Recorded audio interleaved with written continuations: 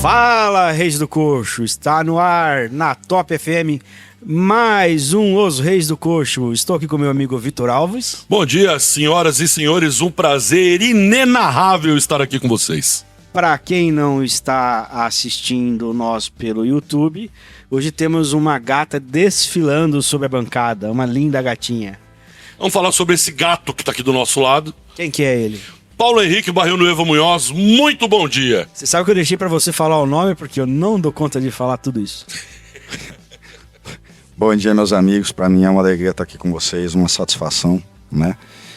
O Vitão, um amigo de carreira aí, de quanto que a gente tem uma irmandade mesmo. Eu sou muito feliz pelo progresso, do avanço da Bauru.com desde lá de trás, muito feliz mesmo.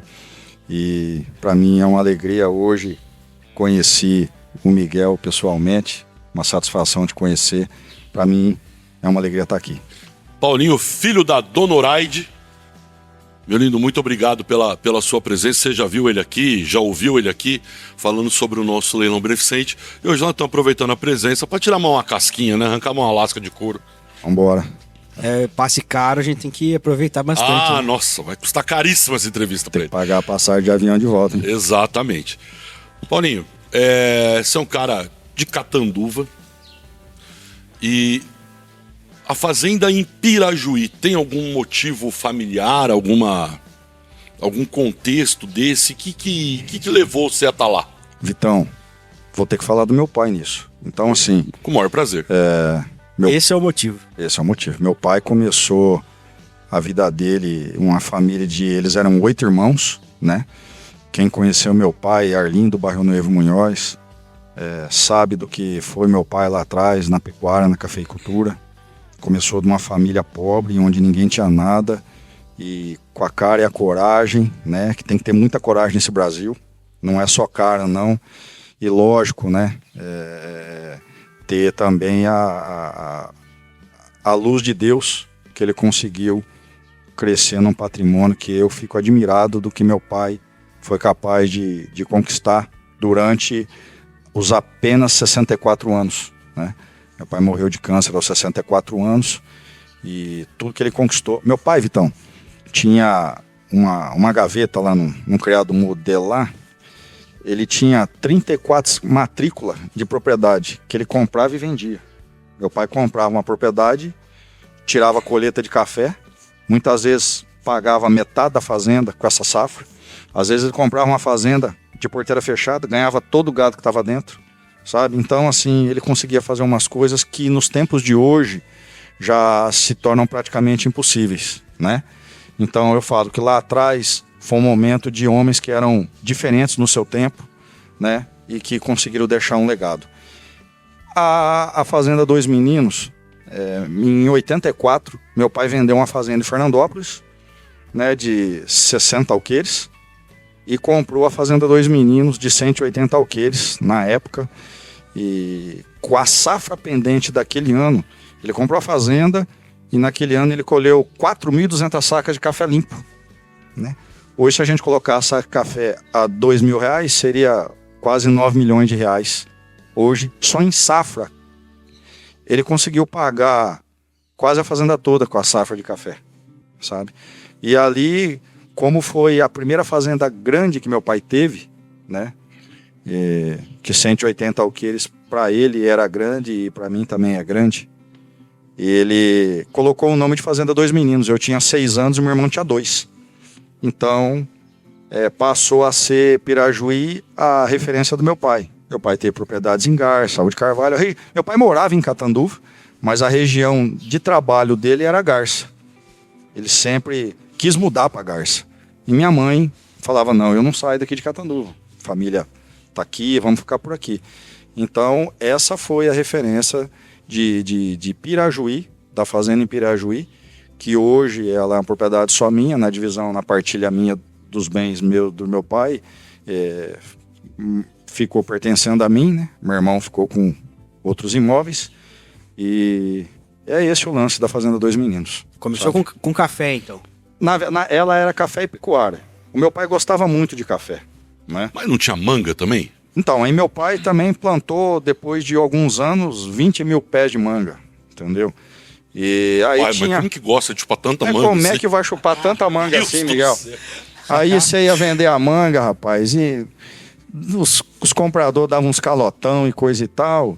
Bom, a última parte da manga, nós encerramos quando eu fiz a parceria com a Bracel, celulose, e aí a Bracel foi lá e enterrou 8.000 pés de manga que tinham ainda, que a gente ainda vendia manga na época da safra de manga, que são dezembro, janeiro e fevereiro, que a gente fazia, mas a gente vendia muita manga. Eu mesmo, né, na gestão minha e do meu irmão, nós vendemos muita manga pro Rio Grande do Sul.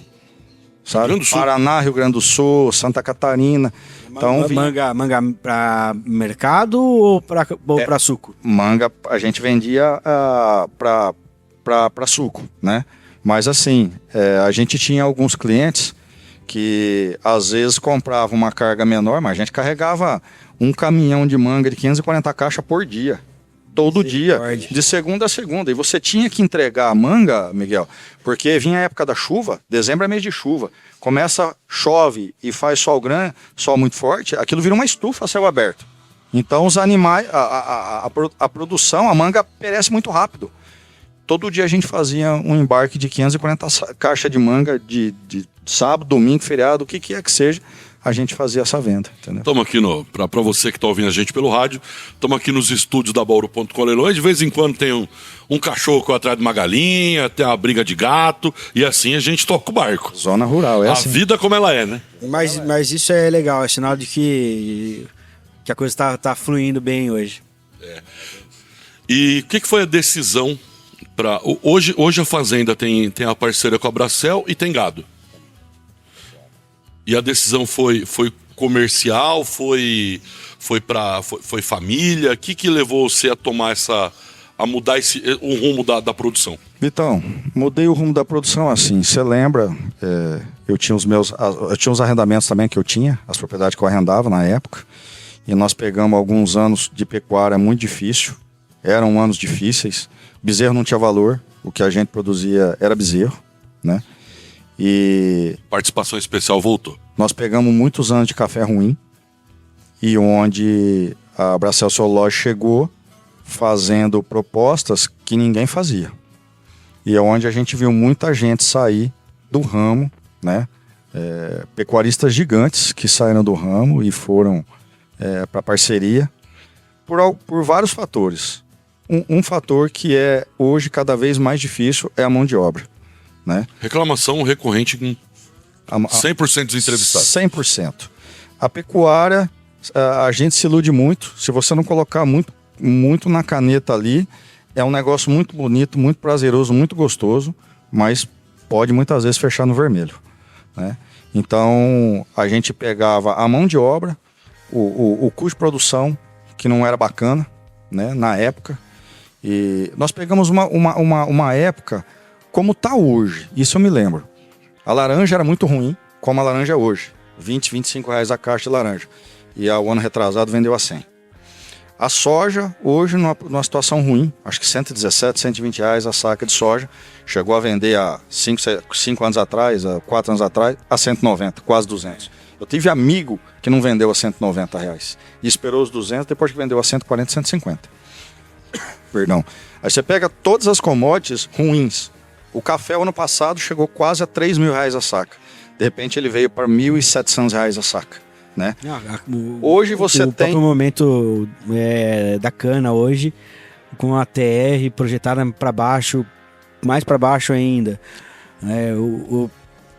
O pessoal que está ouvindo na rádio aí, o álcool na usina tá barato. Na bomba, para nós abastecer o carro, que tá caro. Você pega a ATR da cana, que era 1,40, veio para 0,93. Projeção de 0,87. Então, como é que esse toca? mês? Né? A gente tem conhecido que caiu 40% o recebimento mensal que recebe da usina. Só um comentário, a ATR é um índice, amigo ouvinte, que são os açúcares totais recuperáveis, tá? E aí forma essa sigla ATR. Que é o que a usina baseia para pagar os arrendamentos, pagar os produtores de cana. É isso aí. E então você vê hoje que nós vivemos...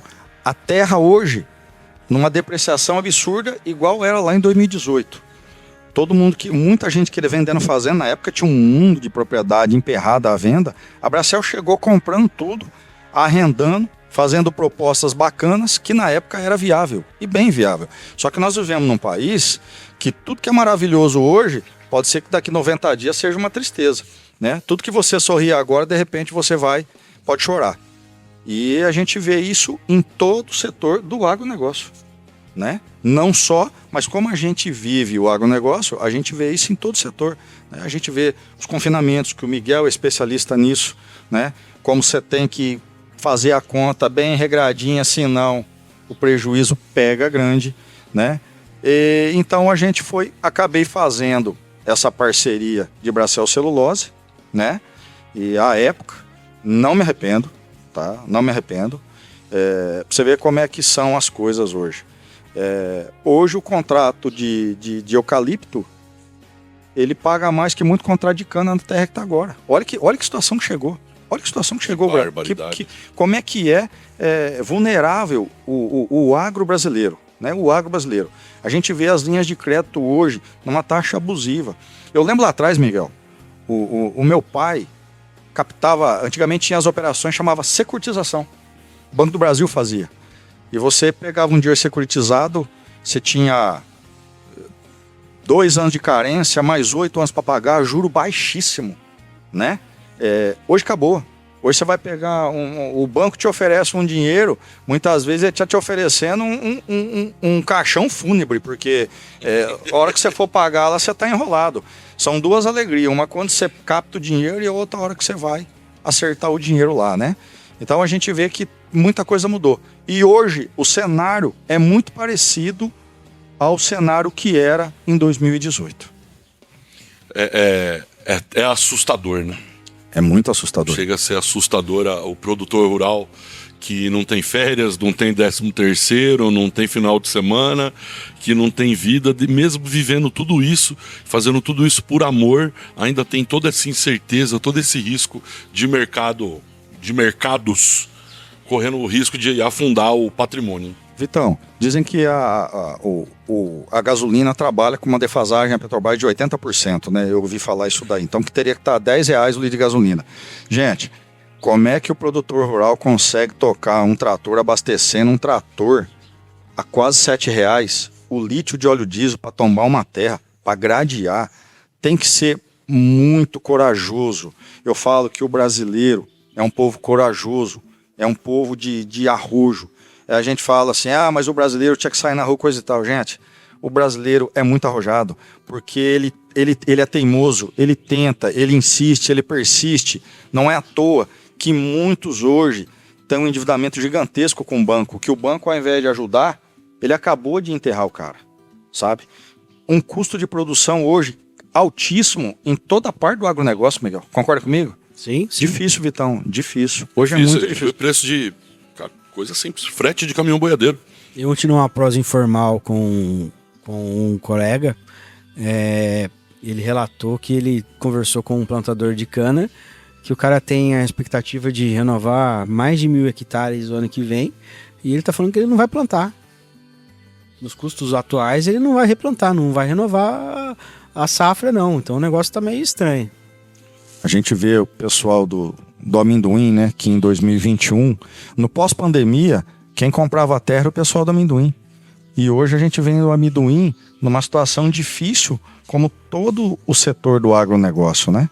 A gente vê muita gente que deixa de produzir o gado na sua propriedade. E vamos colocar que ele arrende a propriedade dele para outro pecuarista tocar. Para outro, né? Ele deixa de lado e aluga a propriedade dele para outro cara tocar na pecuária. Porque é mais viável muitas vezes ele receber aquele garantido do que ele ficar insistindo. O boi, em fevereiro ninguém achava que o boi ia dar esse pulo, o boi foi a 370, agora virou o tobogã para baixo, veio para 340, agora ninguém sabe, é a cota da China, não sei o que lá, ninguém sabe, vai virar. Amigos ouvintes da Top FM, convido vocês para migrarem para o nosso canal do YouTube, que nós estamos tendo que deu nosso tempinho. Encerrar nossa contribuição hoje. Paulinho, obrigado. Vitão, muito obrigado. E deixa a palavra pra vocês, velho. Senhoras e senhores, com o apoio da Top FM, a maior rádio sertaneja do Brasil, continuamos no nosso canal já. Tchau!